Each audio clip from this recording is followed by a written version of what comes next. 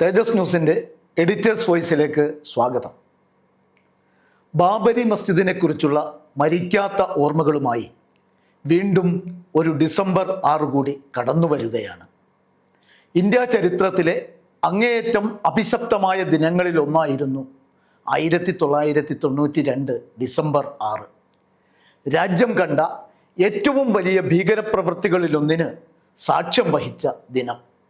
ബാബരി മസ്ജിദിൻ്റെ ഒരു ശില പോലും അവശേഷിപ്പിക്കാതെ തകർത്തെറിഞ്ഞിട്ട് 32 വർഷങ്ങൾ കടന്നുപോയിരിക്കുന്നു.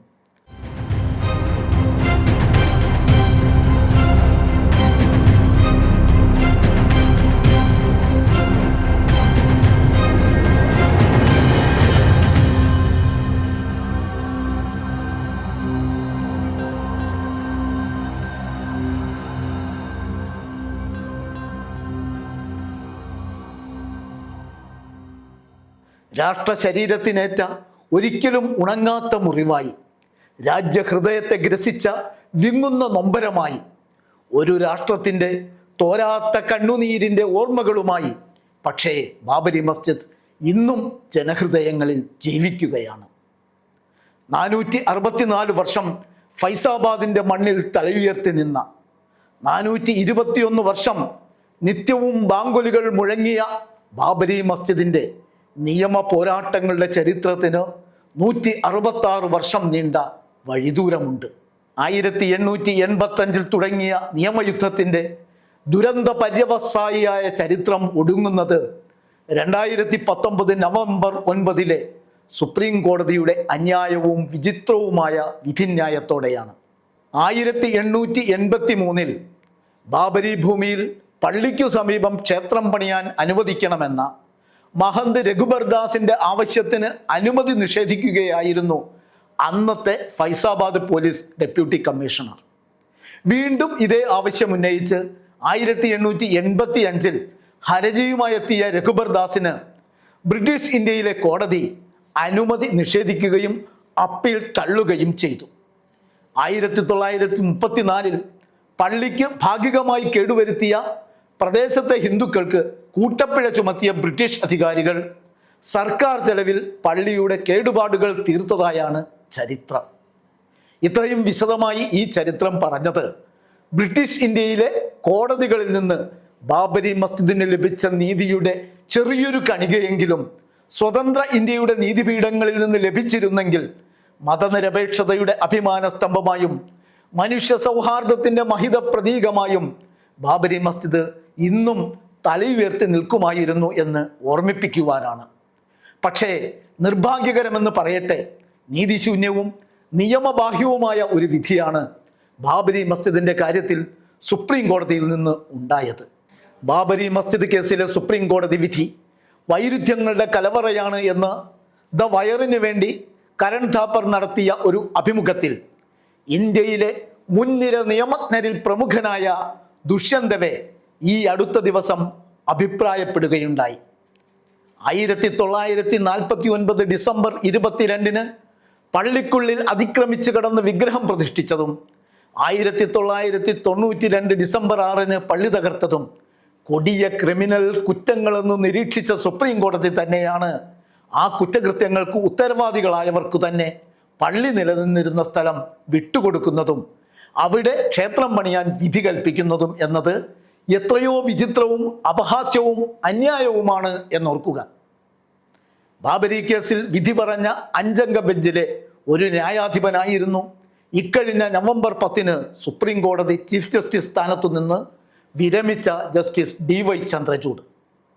ബാബരി വിധിയുടെ മുഖ്യ പരികർമ്മിയും അദ്ദേഹമാണെന്ന് അദ്ദേഹത്തിൻ്റെ തന്നെ പിന്നീടുള്ള വെളിപ്പെടുത്തലിൽ നിന്ന് ഊഹിക്കാവുന്നതാണ്. ബാബരി കേസിൽ ദൈവത്തോട് സഹായം തേടിയാണ് വിധി എഴുതിയതെന്ന് ജസ്റ്റിസ് ചന്ദ്രചൂഡ് പറയുന്നുണ്ട്. ആ ദൈവം തന്നെ കക്ഷിയായ, അതായത് പ്രതിഷ്ഠ കക്ഷിയായ കേസിലാണ് ജസ്റ്റിസ് ചന്ദ്രചൂഡ് വിധി പറയാൻ അതേ ദൈവത്തോട് സഹായം തേടിയത്. വിധിന്യായത്തിൽ 5 ന്യായാധിപരിൽ ഒരാൾ പോലും ഒപ്പുവച്ചിരുന്നില്ല.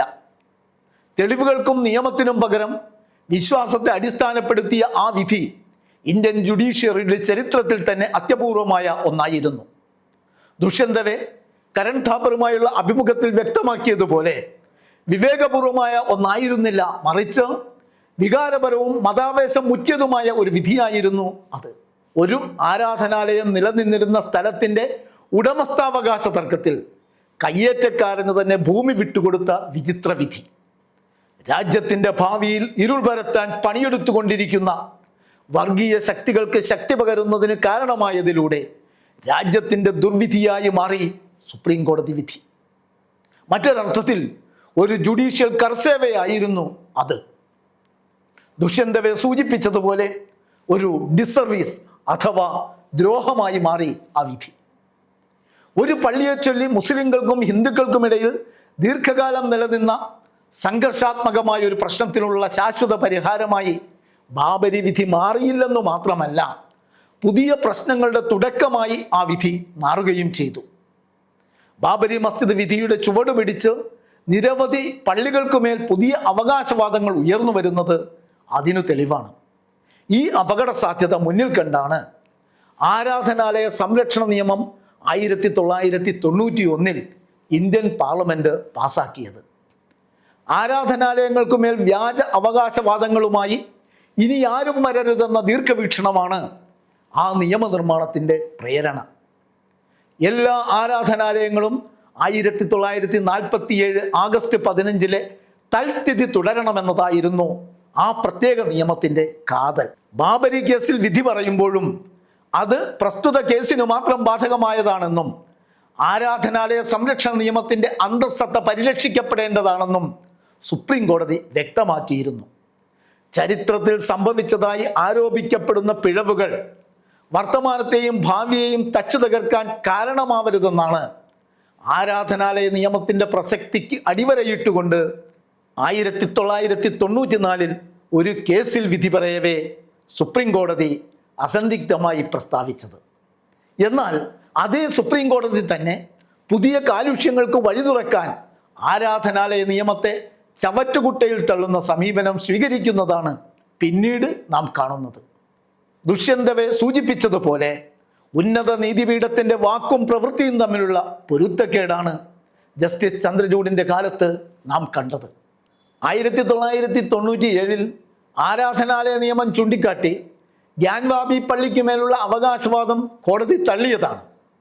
ഗ്യാൻവാബി മസ്ജിദിൽ സർവേക്ക് അനുമതി നൽകിയ അലഹബാദ് ഹൈക്കോടതി വിധിക്ക് താൽക്കാലിക സ്റ്റേ അനുവദിച്ചെങ്കിലും പിന്നീട് വിധിയിൽ ഇടപെടാൻ വിസമ്മതിക്കുകയായിരുന്നു സുപ്രീം കോടതി.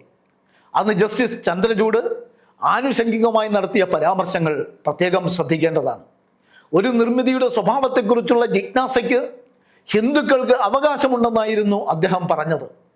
ഒരു സ്ഥലത്തിൻ്റെയോ നിർമ്മിതിയുടെയോ മതപരമായ സ്വഭാവം പരിശോധിക്കുന്നത് 1991 ആരാധനാലയ നിയമത്തിനെതിരല്ല എന്നും അദ്ദേഹം പറഞ്ഞു. ഫലമോ ഗ്യാൻവാബി മസ്ജിദിൽ സർവേ നടന്നു. മസ്ജിദിന് താഴെ ക്ഷേത്രാവശിഷ്ടങ്ങൾ ഉണ്ടായിരുന്നുവെന്ന് archaeological survey of India report നൽകി. വാരാണസി ജില്ലാ കോടതി ഗ്യാൻവാബിയിൽ പൂജയ്ക്ക് അനുമതിയും നൽകി. കാര്യങ്ങളുടെ പോക്ക് എങ്ങോട്ടാണെന്ന് വളരെ വ്യക്തമാണല്ലോ. ജുഡീഷ്യൽ കർസേവയ്ക്കായി കോടതികളും ഹിന്ദുത്വർക്ക് അനുകൂലമായ നടപടികളും റിപ്പോർട്ടുകളുമായി മറ്റു സർക്കാർ സംവിധാനങ്ങളും സദാ സജ്ജമായിരിക്കുമ്പോൾ വർഗീയവാദികൾക്ക് കാര്യങ്ങൾ എത്ര എളുപ്പമാണ്.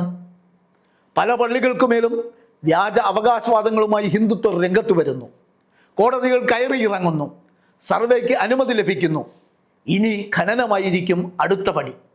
തുടർന്ന് സംഘപരിവാരത്തിൻ്റെ പേശീബലം ഉപയോഗിച്ചുള്ള കടന്നുകയറ്റം, പിടിച്ചെടുക്കൽ, ഒടുവിൽ തകർക്കൽ. അതെ, ബാബരിയുടെ വഴിയെ തന്നെയാണ് മറ്റു പള്ളികളുടെയും ഗതി. 1991 ആരാധനാലയ സംരക്ഷണ നിയമം തന്നെ കോടതിയിൽ ചോദ്യം ചെയ്യപ്പെട്ടു കഴിഞ്ഞു. സ്വതന്ത്രാസ്തിത്വമുള്ള ജുഡീഷ്യറിയെ പോലും പരിധിയിലാക്കാൻ ശക്തിയുള്ള ജനാധിപത്യ വിരുദ്ധമായ നിരവധി നടപടികൾക്ക് കുപ്രസിദ്ധി നേടിയ BJP സർക്കാർ കേന്ദ്രഭരണത്തിൽ തുടരുവോളം നിയമം ഞങ്ങൾക്ക് പുല്ലാണെന്ന് വിളിച്ചുകൂപ്പാനുള്ള സംഘപരിവാരത്തിൻ്റെ ധാർഷ്ട്യപ്രകടനം സ്വാഭാവികം മാത്രം. അതെ, ദുഷ്യന്തവെ പറഞ്ഞതുപോലെ ഇവിടെ നിയമവാഴ്ചയാണ് തകർന്നു വീഴുന്നത്. നീതിപീഠത്തിൻ്റെ നിഷ്പക്ഷതയാണ് പിച്ചി ചിന്തപ്പെടുന്നത്. ഏറ്റവും ഒടുവിൽ ഉത്തർപ്രദേശിലെ സംഭൽ ഷാഹി ജാമ്യ മസ്ജിദിൽ ഒരു കോടതി ഉത്തരവിനെ തുടർന്ന് നടന്ന സർവേയാണ് സംഘർഷത്തിലേക്കും പോലീസ് വെടിവെപ്പിൽ 6 പേർ കൊല്ലപ്പെടുന്നതിലേക്കും വഴിവെച്ചത്. ഈ കാലുഷ്യത്തിലേക്ക് നയിച്ചത് ബാബരി കേസിലും ഗ്യാൻവാബി കേസിലും സുപ്രീം കോടതി കൈക്കൊണ്ട സമീപനങ്ങളാണ്. സംഭലിൽ വീണ ചോരയ്ക്ക് നീതിപീഠത്തിൻ്റെ കയ്യൊപ്പ് കൂടിയുണ്ട് എന്ന് സാരം. കാശിയിലും മധുരയിലും സംഭലിലും അവസാനിക്കുന്നില്ല സംഘപരിവാരത്തിൻ്റെ ചോരക്കളികൾ. ഉത്തർപ്രദേശിലെ ലക്നൌവിലെ ടീലേവാലി മസ്ജിദ്, ഡൽഹിയിലെ കുതുബ് മിനാർ, ഖുവത്തുൽ ഇസ്ലാം മസ്ജിദ്, മധ്യപ്രദേശിലെ കമാൽ മൗല മസ്ജിദ്, ഗുജറാത്തിലെ സിദ്ധാപൂർ ജാമിഅ മസ്ജിദ്, പശ്ചിമ ബംഗാളിലെ അദീന മസ്ജിദ്, അഹമ്മദാബാദിലെ ജുമാ മസ്ജിദ്, താജ്മഹൽ, അജ്മീർ ദർഗ തുടങ്ങി പിടിച്ചടക്കാനുള്ള പള്ളികളുടെയും സ്മാരകങ്ങളുടെയും സ്മൃതി കുടീരങ്ങളുടെയും പട്ടിക അവസാനമില്ലാത്ത വിധം നീണ്ടതാണ്. കരൺ ഥാപ്പറുമായുള്ള അഭിമുഖത്തിൽ ദുഷ്യന്തവേ എന്ന അതിപ്രശസ്തനായ നിയമജ്ഞൻ, എനിക്ക് ഉറക്കമില്ലാത്ത രാത്രികളാണ്, എൻ്റെ അവസ്ഥ ഇതാണെങ്കിൽ മുസ്ലിം ന്യൂനപക്ഷത്തിൻ്റെ സ്ഥിതി എന്താവും എന്ന് ഹൃദയം പൊട്ടി വിലപിച്ചത് നാം കണ്ടു. ദവയുടെ സ്ഫുടമാർന്നതും ശക്തവുമായ വാക്കുകളും ഇടറുന്ന തൊണ്ടയും ഉതിരുന്ന കണ്ണീരും രാജ്യം ഇന്നെത്തി നിൽക്കുന്ന അവസ്ഥയുടെ വാചാലമായ വ്യാഖ്യാനമാണ്. ദുഷ്യന്തവയുടെ കണ്ണിൽ നിന്ന് പൊടിഞ്ഞ കണ്ണുനീർ രാജ്യത്തിൻ്റെ ഇനിയും തോരാത്ത കണ്ണീരിൻ്റെ ഭാഗമാണ്. ഈ പശ്ചാത്തലത്തിലാണ് ബാബരി മസ്ജിദിനെ കുറിച്ചുള്ള ഓർമ്മകൾക്ക് പ്രസക്തിയേറുന്നത്. മറവിക്ക് വിട്ടുകൊടുക്കേണ്ട ഒന്നല്ല ബാബരി മസ്ജിദ് എന്ന തിരിച്ചറിവിൽ നിന്നാണ് നിയമവാഴ്ചയും നീതിയും നിർഭയത്വവും സുരക്ഷയും സമാധാനവും സാഹോദര്യവും പുലരുന്ന പുതിയൊരു ജനാധിപത്യ ഇന്ത്യയുടെ വീണ്ടെടുപ്പിനുള്ള അശ്രാന്ത പരിശ്രമത്തിന് നാം ഊർജം സ്വീകരിക്കേണ്ടത്. ബാബരിയുടെ മണ്ണിൽ മസ്ജിദാണ് നീതി എന്ന പ്രതീക്ഷാനിർഭരമായ സ്വപ്നത്തിൻ്റെ സാക്ഷാത്കാരത്തിനായി മതനിരപേക്ഷ ഇന്ത്യ ഒറ്റക്കെട്ടായി ഉണർന്നെണീക്കേണ്ടത്. വർഗീയ ഭരണകൂടത്തിൻ്റെ കയ്യിലെ കളിപ്പാവയും കൂട്ടിലടച്ച തത്തയുമായി മാറാൻ നെഞ്ചുറപ്പോടെ വിസമ്മതിക്കുന്ന, ജുഡീഷ്യൽ കർസേവകൾക്ക് അറുതി വരുത്താൻ ചങ്കുറ്റം കാണിക്കുന്ന, നീതിബോധവും നിഷ്പക്ഷതയുമുള്ള ന്യായാധിപരെ കാലം കാത്തുവച്ചിരിക്കാമെന്ന് ശുഭപ്രതീക്ഷയോടെ നമുക്ക് കാത്തിരിക്കാം.